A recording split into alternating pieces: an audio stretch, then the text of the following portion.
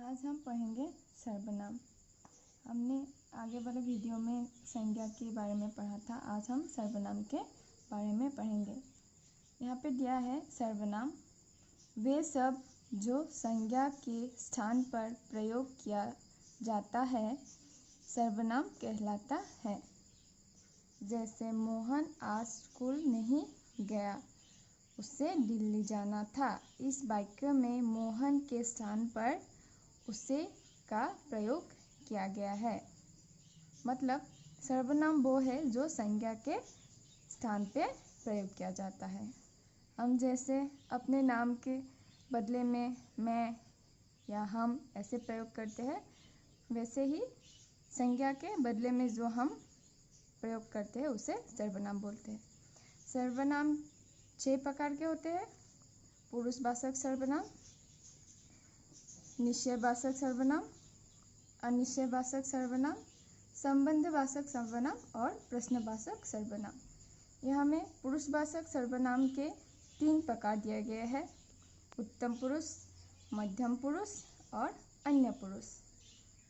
जो सर्वनाम बोलने वाले, सुनने वाले या जिसकी बात की जाए उसके विषय में ज्ञान करते हैं, पुरुषवाचक सर्वनाम उसे ही कहलाते हैं। इसके 3 भेद होते हैं। उत्तम पुरुष यानी बोलने वाला, जो बोलते हैं उसे उत्तम पुरुष, जैसे मैं, हम, मेरा आदि। मध्यम पुरुष जिससे बात की जाती है वो मध्यम पुरुष कहलाते हैं, जैसे तुम, तू, तेरा आदि। और अन्य पुरुष जिसके बारे में हम बातें करते हैं उसको अन्य पुरुष कहते हैं, जैसे वो, वे, उनका, उसके, उसकी आदि। अभी हम दूसरी भाषा में बोलते हैं पुरुषवाचक सर्वनाम, माने पुरुषवाचक सर्वनाम। उत्तम पुरुष, मध्यम पुरुष, अन्य पुरुष। ইয়াতে আমি পাৰ্চন হিচাপে ইউজ কৰোঁ। First person, second person, third person. তোমালোকে জানা ফাৰ্ষ্ট পাৰ্চন যেনেকৈ মই, তাৰপিছত ছেকেণ্ড পাৰ্চন যেনেকৈ সি, আৰু থাৰ্ড পাৰ্চন আমি তেনেকৈ কওঁ তেওঁ বা তেওঁলোক, তেনেকৈ আমি ব্যৱহাৰ কৰোঁ। ইয়াতে এই তিনিটাই उत्तम पुरुष, मध्यम पुरुष, अन्य पुरुष, अर्थात first person, second person, third person. Next दिसे निश्चयवाचक सर्वनाम। वे सर्वनाम जिससे किसी निश्चित वस्तु का ज्ञान होता है उसे निश्चयवाचक सर्वनाम कहते हैं, जैसे यह, वह, इन्हें, उन्हें आदि। अर्थात निश्चयवाचक যদি আমি এটা বস্তুক নিৰ্দিষ্ট বা কাৰোবাক নিৰ্দিষ্টকৈ বুজাওঁ, সেইটোৱে হ'ল নিশ্চয়वाचक सर्वनाम। इसे संकेतवाचक सर्वनाम भी कहते हैं, अर्थात संकेतवाचक सर्वनाम बुलिও কোৱা হয়। उदाहरण दिसे यात यह आदमी सही नहीं है, अर्थात यार यह तो हल निश्चयवाचक सर्वनाम, कारण आमी তেওঁ निर्दिष्टভাৱে বুজাইছো। सेकेंड टू दिसे सामने जो पीला मकान दिखाई दे रहा है वो शर्मा जी का है। यात आमाक निर्दिष्टके आमी কৈ দিছো যে वो शर्मा जी का है, সেই ঘৰটো শৰ্মা জীৰ হয়। আমি মকানখন অৰ্থাৎ ঘৰটো निर्दिष्टके দেখাই দিছো, অৰ্থাৎ निश्चयवाचक सर्वनाम। यह कविता सोनू हंस की है, এই কবিতাটো सोनू हंसर হয়, অৰ্থাৎ ইয়াত यह শব্দটো निश्चयवाचक।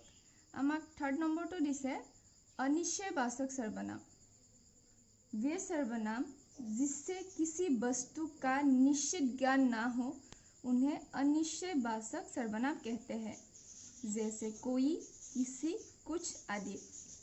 अर्थात अनिश्चयवाचक हल जोनটো আমি निर्दिष्टকৈ নুবুজাও, খালি কওঁ যে সেইজন হ'ব পাৰে বা এইজন হ'ব পাৰে বা যিকোনো মানুহ হ'ব পাৰে, তেনেকৈ যাক আমি বুজাওঁ, অৰ্থাৎ निर्दिष्टকৈ যাক আমি নুবুজাওঁ সেইটোৱে হ'ল अनिश्चयवाचक सर्वनाम।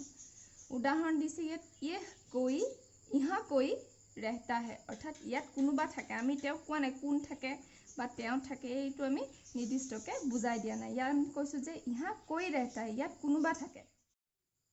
यहाँ किसी को भी आने की इजाजत नहीं है, अर्थात किसी शब्दটো ইয়াত अनिश्चयवाचक शब्द। वहाँ से कुछ ले लेना अर्थात तार পৰা কিবা এটা লৈ ল'বা। यहाँ पे कुछ शब्दটো अनिश्चयवाचक सर्वनाम।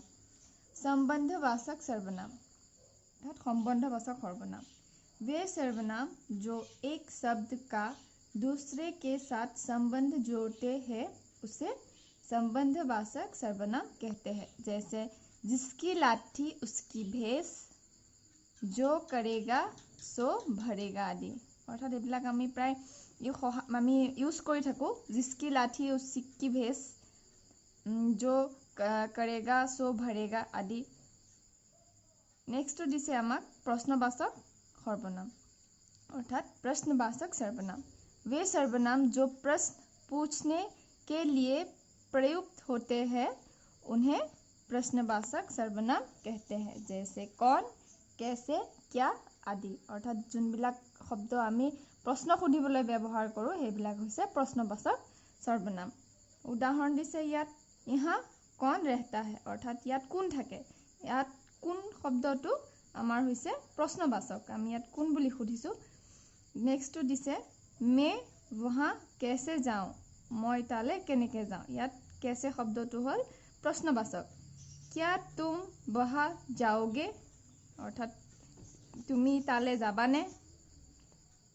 नेक्स्ट दिसे আমাক निजवाचक सर्वनाम वे सर्वनाम जहाँ वक्ता अपने लिए आप या अपने आप शब्द का प्रयोग करता है वहाँ निजवाचक सर्वनाम होते हैं। जैसे आप भला सो जग भला।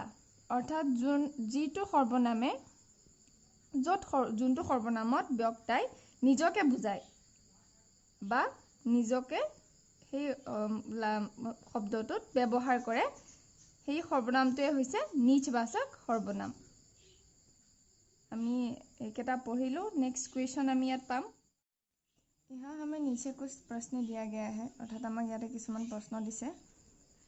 प्रथमটো दिसे संज्ञा के स्थान पर प्रयुक्त होने वाले शब्द क्या कहलाते हैं अर्थात संज्ञार स्थानत प्रयुक्त हुआ शब्द কি কওঁ। ইয়াত আমি সকলোৱে জানো যে সংজ্ঞাৰ সলনি ব্যৱহাৰ কৰা শব্দ सर्वनाम বুলি কোৱা হয়। सो ए सर्वनाम। पुरुषवाचक सर्वनाम का भेद है अर्थात पुरुषवाचक सर्वनाমৰ भेद কোনটো হয়।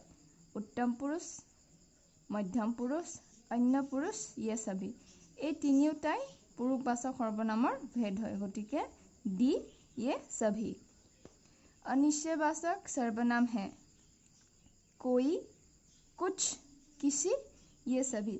अनिश्चयवाचक सर्वनाम হৈছে এই গোটেইকেইটাই कोई, किसी, कुछ এইখিনি গোটেইখিনি अनिश्चयवाचक सर्वनाम। গতিকে डी ये सभी। जैसी करनी वैसी भरनी रेखांकित अंश में सर्वनाम का कौन सा भेद है। ইয়াতে আমি পাইছিলোঁ সম্বন্ধবাচক শব্দ सर्वनाम।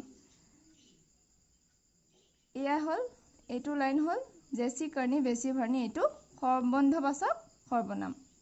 ইয়াতে আমি যেন ব্যৱহাৰ কৰিছোঁ জেচি करनी বেছি ভৰণী এইটো সাধাৰণতে আমি অসমীয়াত ফকৰা যোজনা হিচাপে ব্যৱহাৰ কৰোঁ। যোনে যেনেকুৱা কৰে চবে তেনেকুৱা পায়।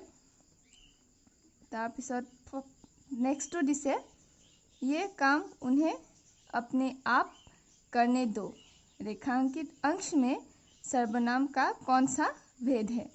ये काम उन्हें अपने आप करने दो এই কামটো তেওঁ নিজকে কৰিব দিয়া। গতিকে এইটো निजवाचक सर्वनाम। अन्य पुरुषवाचक सर्वनाम है ইয়াতে अन्य पुरुषवाचक सर्वनाम কোনটো সুধিছে। तू, तेरा, वह, तुम।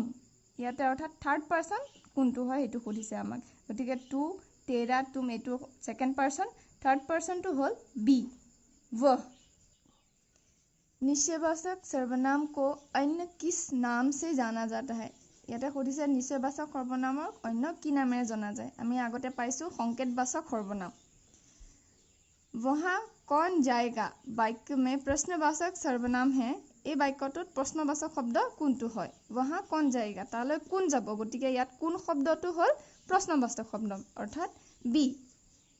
जिसे भी देखो वही अपने काम में व्यस्त है वाक्य में रेखांकित अंश कौन से सर्वनाम है ইয়াত দিছে আমি যাকে দেখো সিয়ে কামত ব্যস্ত হৈ আছে গতিকে জেছেৰ লগত वेही এই শব্দটোৰ সম্বন্ধ আছে গতিকে ইয়াত সম্বন্ধবাচক শব্দ হ'ল ইয়াৰ শুদ্ধ উত্তৰ বি जिस सर्वनाम से किसी वस्तु का निश्चित ज्ञान नहीं हो वह कौन सा सर्वनाम होगा अर्थात जोंटो शब्द निश्चय भावे आमी बुझाई निदो हेतु कोनটো सर्वनाम হয় ইয়াতে দিয়া আছে प्रश्नवाचक शब्द निश्चयवाचक शब्द अनिश्चयवाचक सर्वनाम और संबंधवाचक गतिके यार आंसर होबो सी अनिश्चयवाचक सर्वनाम उत्तम पुरुषवाचक सर्वनाम के अंतर्गत आता है हम वे उनका उसकी याते उत्तम पुरुष अर्थात फर्स्ट पर्सन यात होबो ए हम मुझे कल शहर जाना है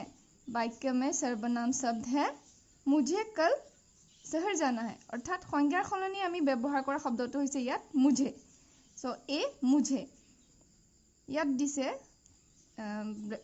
ব্ৰেকেট দিছে ছা আৰু ৰাহ এটো আমি সম্বন্ধবাচক সৰ্বনাম হ'ব ইয়াত আমাৰ ইয়াত দিছে কিছুমান হেৰি जो वो जैसा वैसा जहां वहां जब तब आमी एटू व्यवहार कर जहां सा वही राह आमी प्राय खुनी थाको ए शब्दটো जहां सा है वही राह है गतिके यात आंसर होबो बी जहां वहां स्वयं और आप किस प्रकार के सर्वनाम है स्वयं और आप याते होबो बी नीचवाचक अर्थात तात लेखके निजके बुझाबले स्वयं और आप व्यवहार करिसे नेक्स्ट टू दिसे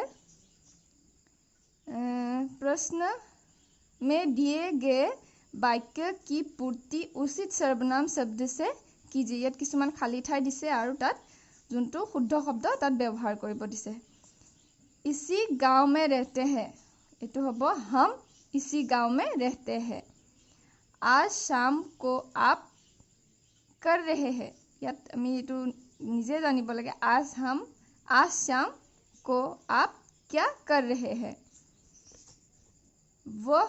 यह वही आदमी है डैश में तलाश कर रहा था ये वही आदमी है जिसे मैं तलाश कर रहा था अर्थात बी मैं अपना काम डैश करता हूँ मैं अपना काम स्वयं करता हूँ अर्थात डी यहाँ डैश तो रहता ही होगा अर्थात एटू आमार प्रश्नबोधक सर्वनाम होबो यहाँ कोई तो रहता ही होगा अर्थात डी यहाँ डैश आना चाहिए एटू होल आमार एटू यात दिसे मैंने तुम उन्हें वो याते होबो बी उन्हें डैश भी अजनबी से कोई खाने पीने का सामान न ले इतु होबो किसी